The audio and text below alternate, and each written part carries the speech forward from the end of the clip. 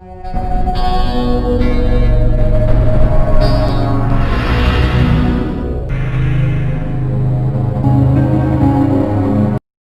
Students, आप सभी का स्वागत है आपके अपने YouTube चैनल ABPN एजुकेशन पर। आज हम लोग इस वीडियो में 8वें अध्याय का अध्ययन करेंगे।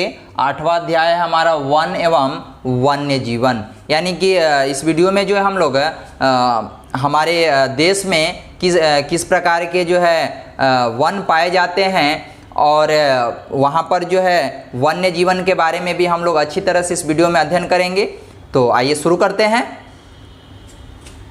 तो वन जो है भूमि का वह विशाल क्षेत्र, सबसे पहले समझते हैं कि वन क्या है। तो भूमि का वह विशाल क्षेत्र जो पेड़ पौधों एवं झाड़ियों से आच्छादित होता है। ठीक है, आच्छादित मतलब चारों तरफ से घिरा रहता है, वैसा क्षेत्र। ठीक है, भूमि का वह विशाल क्षेत्र जो पेड़ पौधों और झाड़ियों से चारों तरफ से जो है क्या रहता है, घिरा रहता है, वैसे ही क्षेत्र को हम लोग वन कहते हैं। ठीक है, मिट्टी की भांति वन भी हमारी प्राकृतिक संपदा है। जैसा कि हम लोग 7वां अध्याय पढ़े थे, पिछले वीडियो में आप लोग देखे होंगे, 7वां अध्याय हम लोग पढ़े थे मिट्टी के बारे में, है ना। तो जिस प्रकार से मिट्टी हमारी प्राकृतिक संपदा है, उसी प्रकार से जो हमारा वन है, ठीक है, वन भी हमारी प्राकृतिक संपदा है। भारत के एक बड़े क्षेत्र में वन पाए जाते हैं। ठीक है, हिमालय पर्वत, पश्चिमी घाट, असम की पहाड़ी क्षेत्र, तराई क्षेत्र तथा मध्य भारत के कुछ भाग हमारे देश के प्रमुख वन क्षेत्र हैं। हमारे देश में जो है प्रमुख जो है वन क्षेत्र कौन कौन है, उसके बारे में हम लोग देखें। हिमालय पर्वत, उसके बाद देखें पश्चिमी घाट, उसके बाद था असम का पहाड़ी क्षेत्र, तराई क्षेत्र तथा मध्य भारत के कुछ भाग। ठीक है, ये हमारे देश के कुछ प्रमुख वन क्षेत्र हैं। तो आइए अब हम लोग हमारे देश में जो किस प्रकार के वन पाए जाते हैं, कुछ इस पर हम लोग चर्चा करते हैं। तो हमारे देश में मुख्यतः 5 प्रकार के वन पाए जाते हैं। कितने प्रकार के पाए जाते हैं? तो 5 प्रकार के वन पाए जाते हैं। ठीक है, कौन कौन से वन हैं? तो सबसे पहले हम बात करें तो सदाबहार वन है। ठीक है, उसके बाद पतझड़ वाले वन हैं, उसके बाद सुंदर वन है, उसके बाद कांटेदार झाड़ी वाले वन हैं और उसके बाद फिर पर्वतीय वन है। तो हमारे देश में 5 प्रकार की वने पाए जाते हैं: सदाबहार वन, पतझड़ वाले वन, सुंदर वन और कांटे झाड़ी वाले वन और सबसे अंतिम में हमारा पर्वतीय वन। तो देखिए कि हमारे देश में जो है 5 प्रकार की वन पाई जाती है। तो आइए अब सभी प्रकार के वन के बारे में हम लोग कुछ अध्ययन करते हैं। तो सबसे पहले देखते हैं सदाबहार वन को। तो सदाबहार वन उन क्षेत्रों में पाए जाते हैं जहां वर्षा अधिक होती है। सदाबहार वन कैसे क्षेत्रों में पाए जाते हैं? तो सदाबहार वन वैसे क्षेत्रों में पाए जाते हैं जहां पर वर्षा अधिक होती है। इन क्षेत्रों में गर्मी भी अधिक पड़ती है तथा नमी भी रहती है। ये वन वर्ष भर हरे भरे बने रहते हैं, अतः इन्हें सदाबहार वन कहा जाता है। ठीक है, हमेशा इसमें बहार रहता है इस वन में, इसलिए इसको हम लोग सदाबहार वन कहते हैं। इन्हें सदाबहार वन कहा जाता है। अगर बात करें कि ऐसे वन कहाँ कहाँ पाए जाते हैं, तो ये असम, बंगाल, हिमालय की तलहटी यानी नीचे का क्षेत्र तथा पश्चिमी तट पर पाए जाते हैं। अगर वन की बात करें, वृक्ष की बात करें, तो महोगनी, आबनोस, बांस, ताड़ आदि इन वनों में पाए जाने वाले प्रमुख वृक्ष हैं। तो हम लोग सदाबहार वन के बारे में देखें कि सदाबहार वन जो है वो कैसे क्षेत्र में पाए जाते हैं। ठीक है, उसके बाद हम लोग देखें कि हमारे देश के जो है किस किस क्षेत्र में जो है इस प्रकार के वन पाए जाते हैं। फिर उसमें उपजने वाले जो हैं पाए जाने वहाँ पर पाए जाने वाले जो वृक्ष हैं उसके बारे में हम लोग अध्ययन किए। तो आइए अब चलते हैं पतझड़ वाले वन के पास। ठीक है, तो इन वनों को मानसूनी वन भी कहा जाता है, यानी कि पतझड़ वाले वन को हम लोग मानसूनी वन भी कहते हैं। मान लेते हैं एग्जाम में पतझड़ वन के जगह पर मानसूनी वन आ गया, ठीक है, तो कंफ्यूज होने की आवश्यकता नहीं है, हम लोग पतझड़ वाले वन को ही मानसूनी वन भी कहते हैं। ये वन उन क्षेत्रों में पाए जाते हैं जहां वर्षा ऋतु में बहुत अधिक वर्षा ऋतु मतलब बहुत अधिक जो है वर्षा होती है, तथा गर्मियों में बहुत लंबे समय तक मौसम शुष्क रहता है, ठीक है।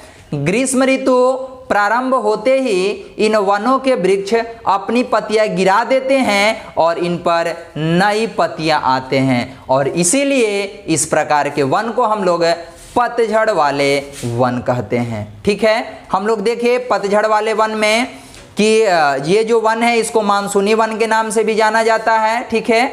और यह जो वन है यह कैसे क्षेत्र में पाए जाते हैं, तो वैसा क्षेत्र जहाँ पर वर्षा जो है अधिक होता है वैसे क्षेत्र में जो है इस प्रकार के वन पाए जाते हैं, है ना।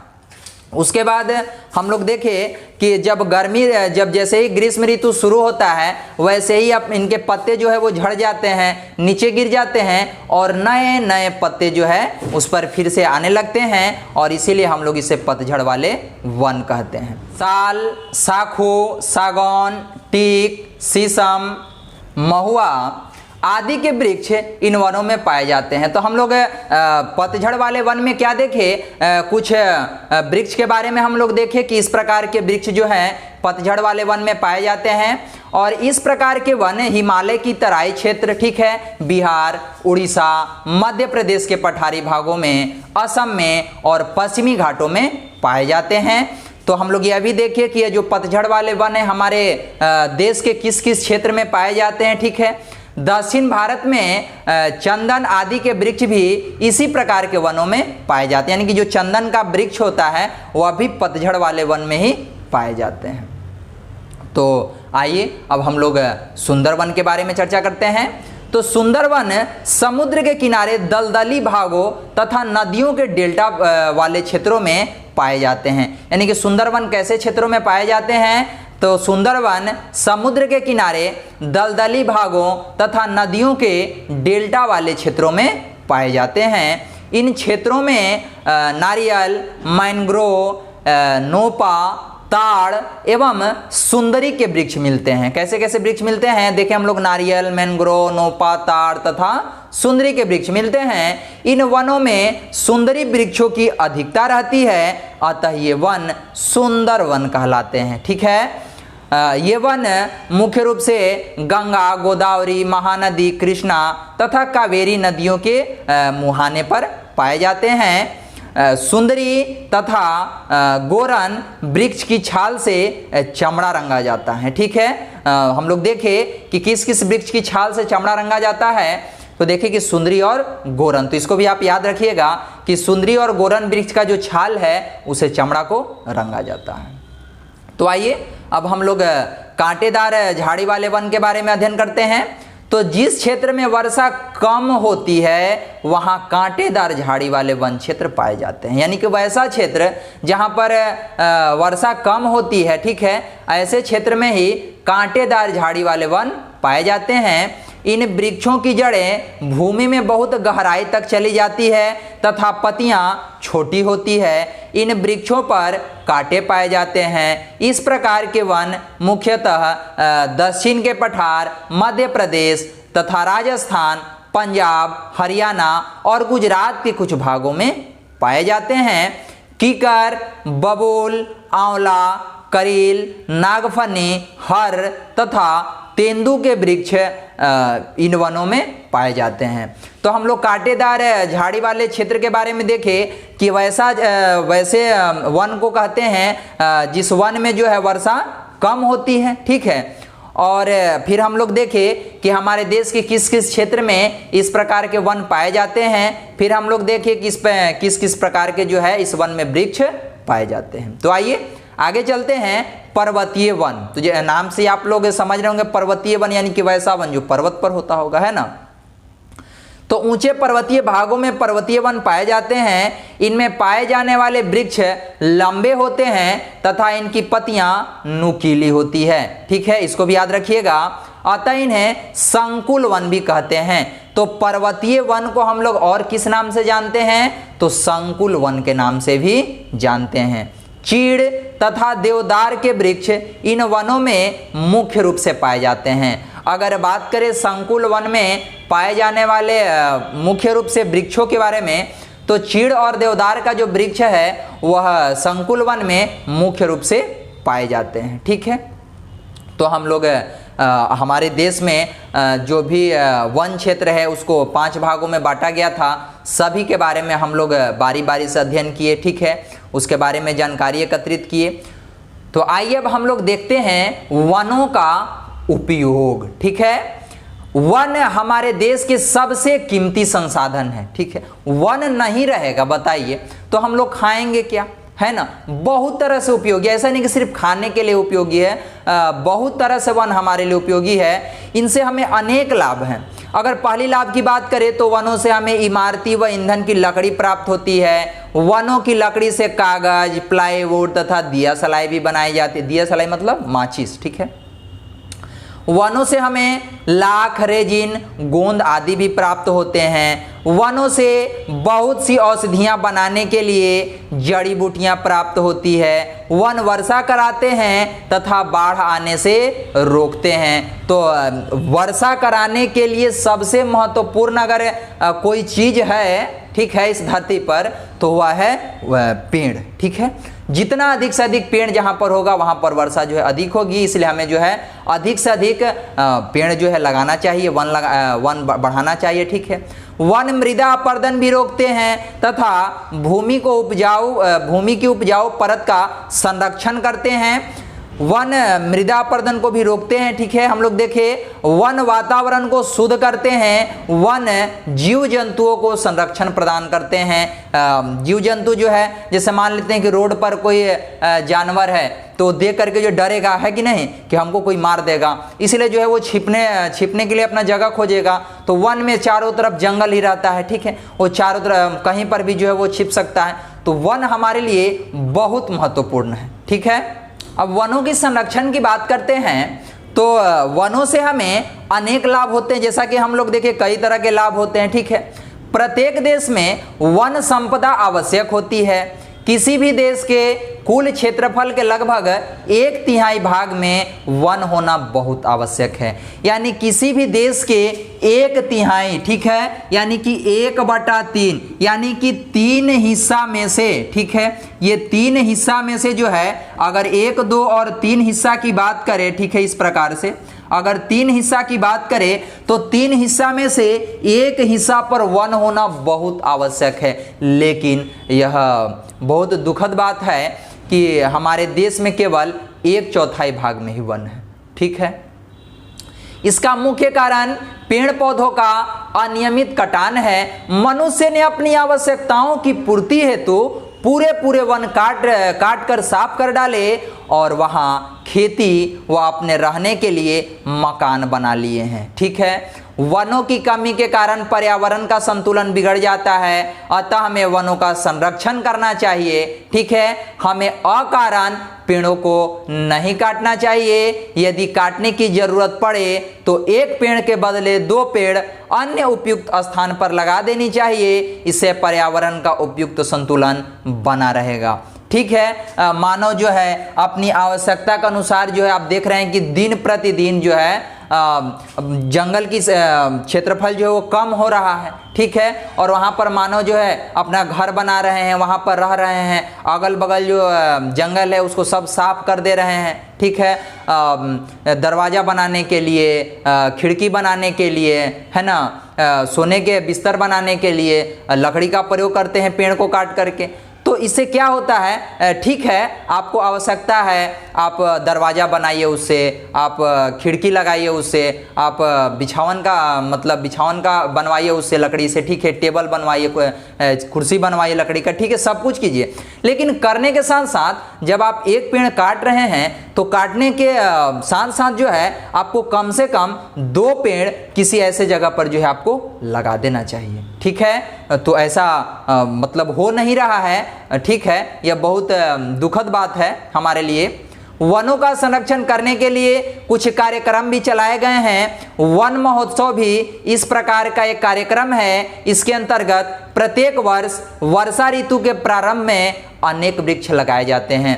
हमारी सरकार जो है, भारत सरकार जो है, इस वनों के संरक्षण के लिए कई प्रकार के कार्यक्रम भी चलाए हैं, जिसमें एक देखें हम लोग, एक वन महोत्सव है, ठीक है।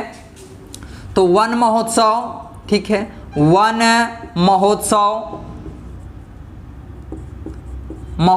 महोत्सव एक मनाया जाता है। हम लोग देखें कब मनाया जाता है, तो वन महोत्सव जो है, यह वन महोत्सव को प्रत्येक वर्ष वर्षा ऋतु के प्रारंभ में, तो वन महोत्सव जो है, वन महोत्सव को हम लोग वर्षा ऋतु के प्रारंभ में जो है मनाते हैं, ठीक है। कब, तो इसको कह सकते हैं जुलाई, ठीक है, जुलाई के प्रथम सप्ताह में, ठीक है। इसको याद रखिएगा कि वन महोत्सव कब मनाया जाता है हमारे देश में, तो वह जुलाई के प्रथम सप्ताह में मनाया जाता है। अगर वन्य महोत्सव की बात करें, वन्य महोत्सव, ठीक है,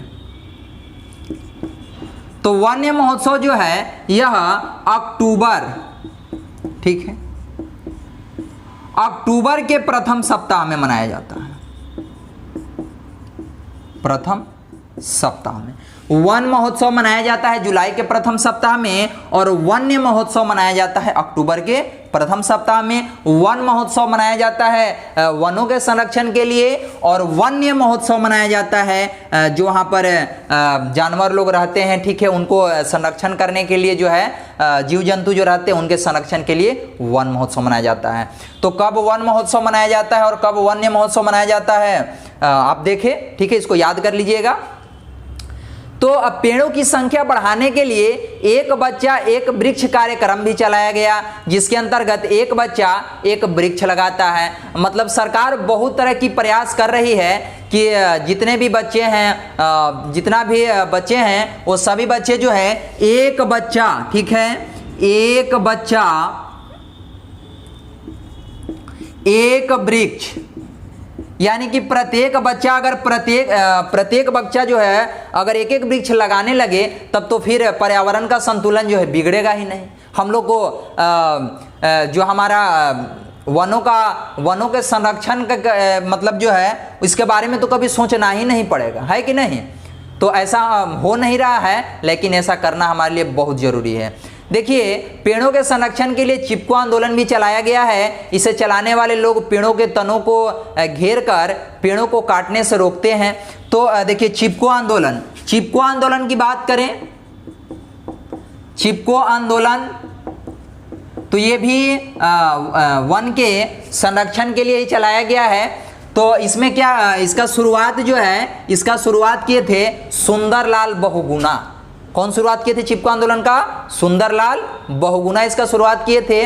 इसमें क्या होता था कि इसको चलाने वाले जो लोग थे वह पेड़ों के तनों को घेर कर पेड़ों को काटने से रोकते थे, यानी कि उसको चारों तरफ से जो है घेर लेते थे। कहते थे कि नहीं, पेड़ को काटने से पहले आप हमको काटो, उसके बाद जो है पेड़ को काटना, ठीक है। तो कई प्रकार के कार्यक्रम हमारे देश में चलाए गए वन के संरक्षण के लिए, ठीक है।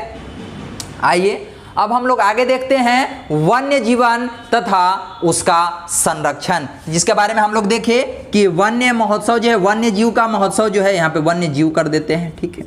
वन्य जीव का महोत्सव कब मनाया जाता है? तो इसको हम लोग मनाते हैं अक्टूबर के प्रथम सप्ताह में। तो वनों में अनेक प्रकार के जंगली जानवर पाए जाते हैं। ये वनों का एक अभिन्न अंग है। वन्य जीव मानव जीवन में तथा वातावरणीय संतुलन बनाए रखने में महत्वपूर्ण भूमिका निभाते हैं। शेर, चीता, हाथी, हिरन, भालू, गेंडा व अन्य जानवर वन्य जीव हैं, ठीक है। सैकड़ों जीव जंतुओं को पाला भी जाता है कि नहीं। इन्हें पालतू जंतु कहते हैं। वन्य जीव एवं घरेलू अथवा पालतू जंतु में अनेक प्रकार से लाभ हमें पहुंचाते हैं। मछलियां भी हमारे देश में पर्याप्त रूप से पाई जाती है। अरब सागर तथा बंगाल की खाड़ी में मछलियां अधिक मात्रा में पाई जाती है। दुर्भाग्यवश बहुत से जीव जंतु जंतुओं एवं पक्षियों की प्रजातियां लुप्त होती जा रही है। ठीक है, मतलब कि वन का संरक्षण तो अच्छी तरह से हो नहीं पा रहा है कि नहीं। वन प्रतिदिन कटते जा रहे हैं, तो जब वन का संरक्षण होगा, हम लोग अधिक से अधिक जब वन लगाएंगे तभी तो उसमें जीव जंतु रह पाएंगे, और जब वन रहेगा ही नहीं तो जीव जंतु उसमें नहीं रह पा रहे हैं। ठीक है, तो उसका जो नस्ल है वो धीरे धीरे क्या हो रहा है, धीरे धीरे समाप्त हो रहे हैं। अतः इन जीवों का संरक्षण करना बहुत आवश्यक हो गया है कि नहीं। शिकार के कारण सिंह, बाघ, काले हिरन, सफेद बाघ तथा गेंडा आदि पशुओं की नस्लें खत्म होती जा रही है कि नहीं।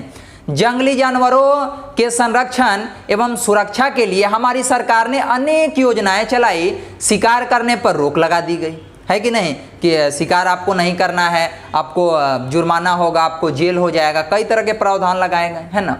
शिकार करने पर रोक लगा दी गई तथा अनेक राष्ट्रीय उद्यान तथा राष्ट्रीय अभयारण्य खोले गए। कुछ राष्ट्रीय उद्यान व राष्ट्रीय अभयारण्य निम्न है। देखिए, आप लोग जैसे चिड़ियाघर का आप लोग नाम सुने होंगे, वहाँ पर आप लोग को कई तरह से जो है जीव जंतु वहाँ पे आपको दिखाई दे रहे होंगे। तो उसी प्रकार से जो है हमारे देश में कई राष्ट्रीय उद्यान और कई राष्ट्रीय अभयारण्य बनाए गए हैं, जहाँ पर जीव जंतुओं को संरक्षित करके रखा जाता है कि नहीं। तो जिनमें से कुछ का नाम आपको स्क्रीन पर दिखाई दे रहा होगा, जिसमें सबसे पहला नाम आपको दिखाई दे रहा होगा जिम कॉर्बेट राष्ट्रीय उद्यान, जो कि उत्तरांचल में है। उसके बाद गिर राष्ट्रीय उद्यान है, कान्हा है, काजीरंगा, चिल्का झील के पक्षी अभयारण्य। उसके बाद फिर आपको पेरियार अभयारण्य दिखाई दे रहा होगा। तो हमारी सरकार जो है कई प्रकार के राष्ट्रीय उद्यान और कई राष्ट्रीय अभयारण्य का निर्माण किए हैं ताकि जीवों का जो है वो संरक्षण हो। तो इस वीडियो में हम लोग देखें कि वन एवं वन्य जीव, वन का संरक्षण भी हमारे लिए बहुत जरूरी है, और उतना ही जरूरी जो है वन्य जीवों का संरक्षण करना भी हमारे लिए जरूरी है। तो इस वीडियो में बस इतना ही। धन्यवाद।